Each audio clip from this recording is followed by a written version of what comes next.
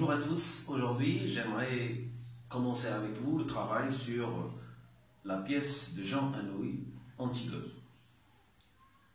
Cette pièce est une tragédie moderne. C'est une tragédie du XXe siècle. Et c'est une tragédie qui a été réécrite en fait par Jean Anouilh et qui remonte à l'Antiquité grecque. Le premier écrivain poète qui a écrit Antigone fut Sophocle au 5e siècle avant Jésus-Christ.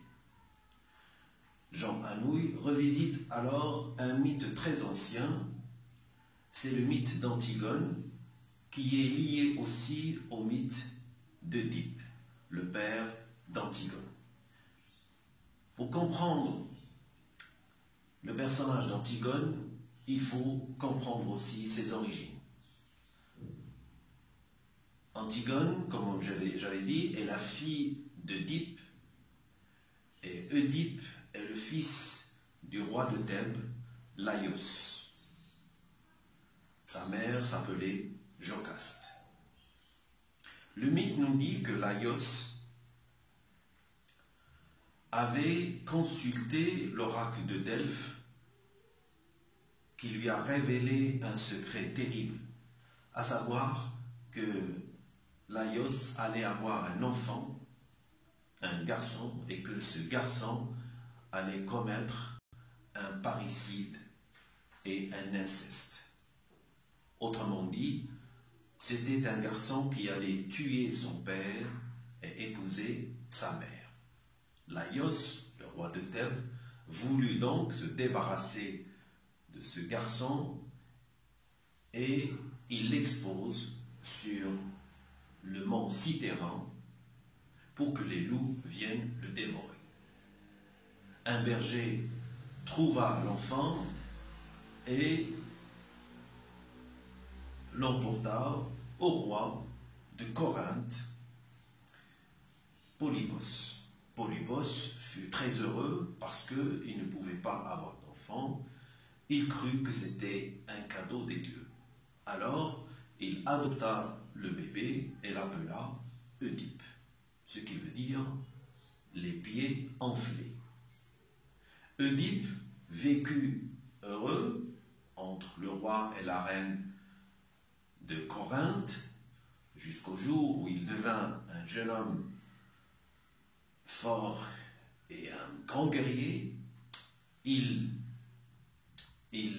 entra en conflit avec un homme qui l'insulta et lui dit qu'il devait connaître ses origines.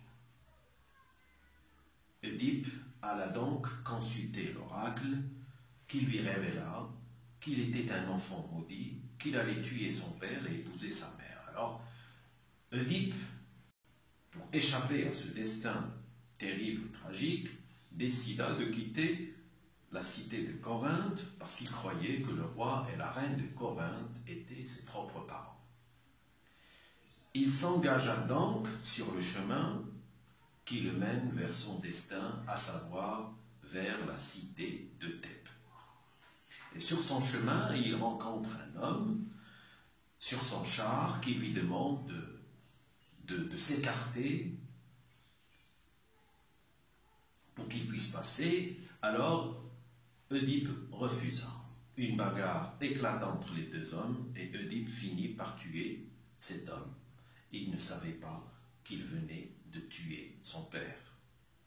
Il continue son chemin, il arrive jusqu'aux portes de Thèbes et là il rencontre un monstre terrible, le Sphinx, ou pour plus de précision la Sphinx, parce que c'était un monstre qui avait une tête de femme, un corps de lion et une queue de serpent.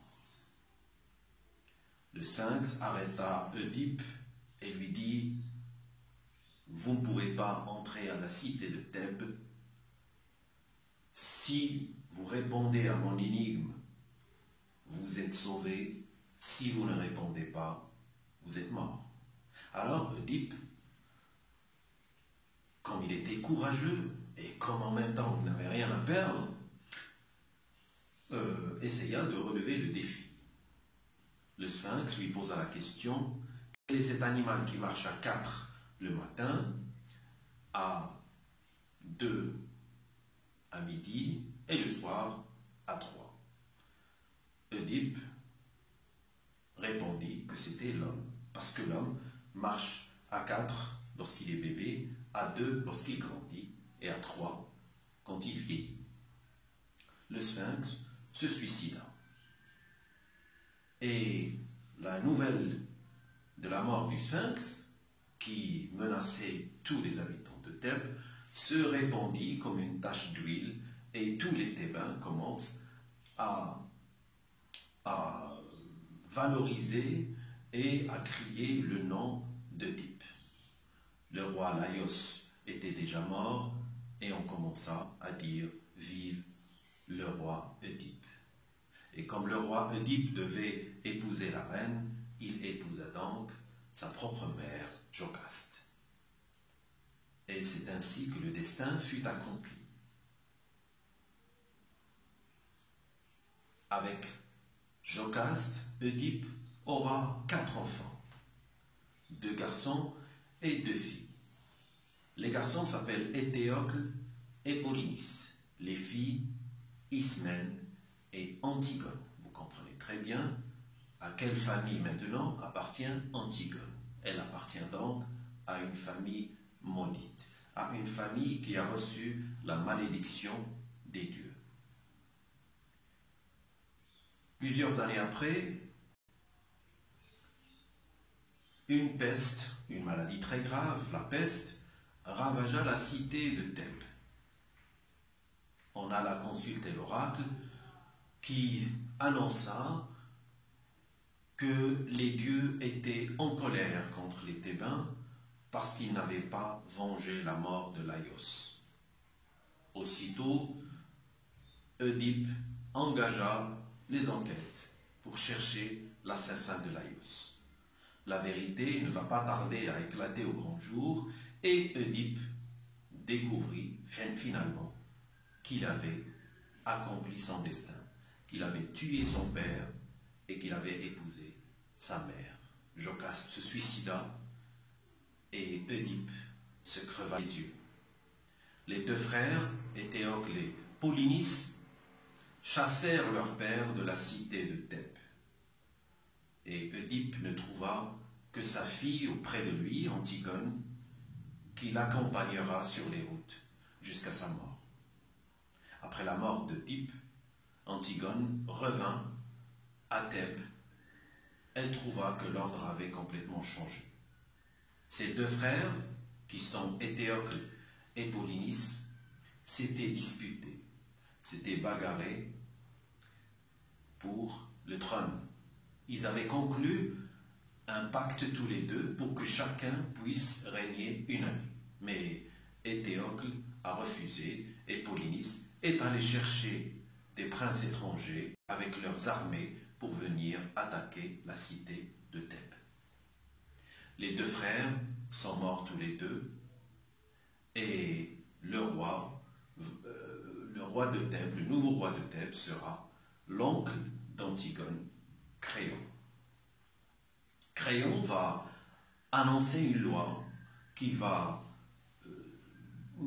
mettre sur tous les murs de la ville. Cette loi stipule que Éthéocle est un héros parce qu'il a défendu la cité de Thèbes et que Polynice était un traître et qu'il fallait chaque année réserver des fêtes grandioses, des funérailles grandioses à Éthéocle et qu'il faut punir Polynice.